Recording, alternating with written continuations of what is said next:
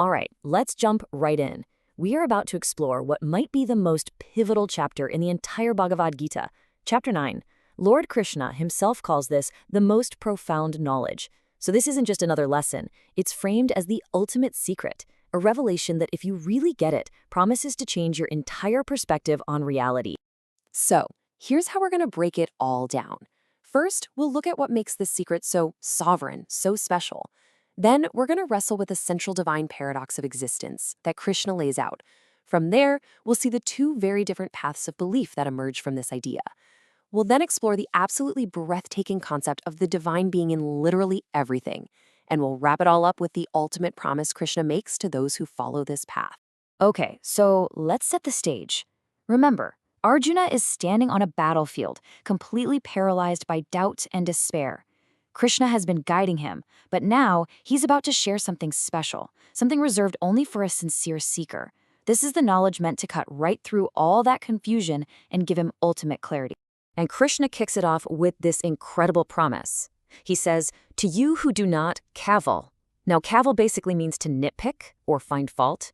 So he's saying, because you're open to this, because your heart is in the right place, I'm going to give you the most profound knowledge. And the result? Knowing which you will be released from evil. And in this context, evil means that painful, repetitive cycle of birth and death. Now, the term Krishna uses here is really key. He calls it Guyatama, the most secret, the sovereign secret. But here's the crucial part. It's not just about intellectual knowledge, what's called jnana. He specifically says it comes with vijnana, which means realization or direct personal experience. You see the difference? This isn't just a philosophy to be studied. It's a truth that's meant to be lived, to be felt in your very being.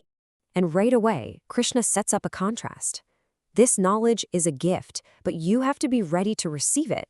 For those who can't or won't accept it, well, the outcome is very, very different. He makes the stakes crystal clear. He says that people who don't have faith in this divine reality, this dharma, they just can't reach him. Instead, they revolve in the path of the mortal world. It's such a powerful image, right? It's like being stuck on a carousel, going round and round, completely missing the chance to get off because that fundamental truth is just dismissed.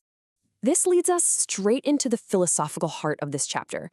For Arjuna, who's stuck in this crisis, understanding this next part is everything. Krishna is about to describe his relationship with the universe in a way that at first sounds like a total contradiction. Let's see how he does it. First, he establishes his presence everywhere. He says that this entire universe, everything you see and don't see, is filled with his unmanifest formless self.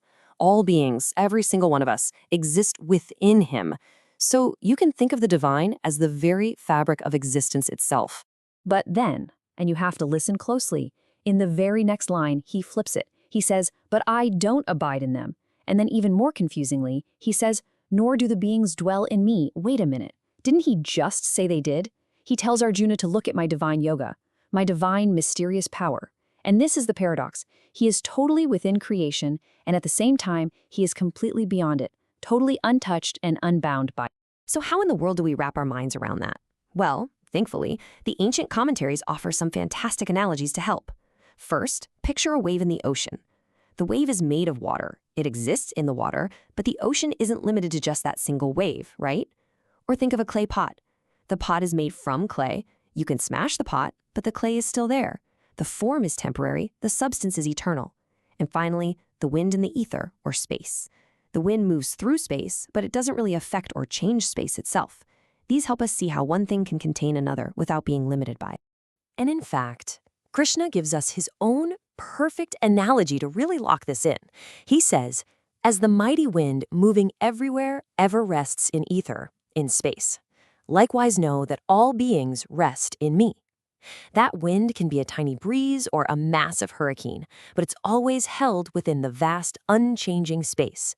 In the exact same way, our entire complex universe exists within the divine, but never limits or truly affects its infinite nature. So you see, this paradox isn't just some abstract philosophical puzzle. It has profound real-world implications.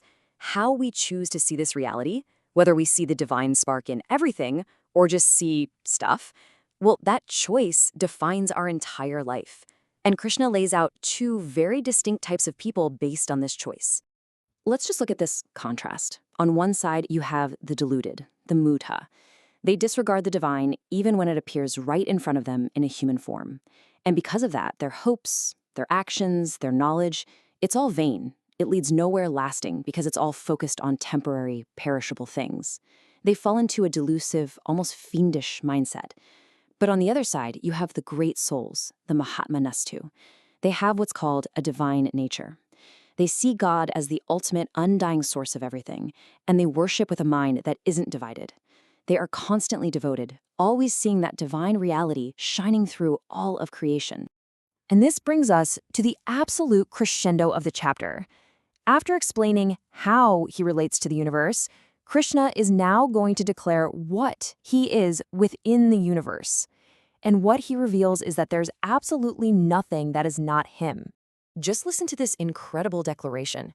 He starts with the things of spiritual life. I am the ritual. I am the sacrifice. I am the offering. I am the medicinal herb. I am the sacred formula. Then he expands to a cosmic scale. I am the father of this universe, the mother, the sustainer. And finally, he becomes the very essence of our own spiritual journey. I am the goal, the supporter, the Lord, the witness, the abode, the refuge, and the most dear friend. I am the origin and the end and the imperishable seed. I mean, in just a few lines, every single part of our existence, big and small, is shown to be a direct expression of that one divine reality. And then he delivers this final mind-bending statement that just pulls everything together. I am immortality as well as death. I am being and non-being both. This shows the ultimate unity of everything we think of as opposites. Good and bad, light and dark, life and death, even existence and non-existence. It's all held together as two sides of the same divine coin. So after this absolutely awe-inspiring cosmic revelation, Krishna brings it all right back down to us. He makes it personal. He explains what all this means for the person who actually tries to live by this truth. And here it is, the ultimate promise. To those men worship me alone, thinking of no one else, who are ever devout, I provide gain and security. This is one of the most powerful and comforting verses in the whole text. It's a direct, personal guarantee of divine care for anyone who places their full trust and attention on this one reality. Now, what's really fascinating are the two specific Sanskrit words he uses here, yoga and kshema. In this context, yoga means gain. He's saying, I will personally provide you with whatever you're lacking, whatever you need for your journey. And kshema means security. He's saying, I will personally protect and preserve what you already have. So it's a complete two-part guarantee. I'll give you what you need, and I'll protect what you've got. So when you boil it all down, this whole sovereign secret really presents us with a single fundamental choice. There are two paths of seeing the world, one of delusion and one of divine realization. That's it. And this leaves us with a final question to really ponder. If, as this chapter reveals, the divine isn't just the goal at the end of the journey, but is the very road itself, and is also the person walking on it, then what does it really truly mean for any of us to take that first step?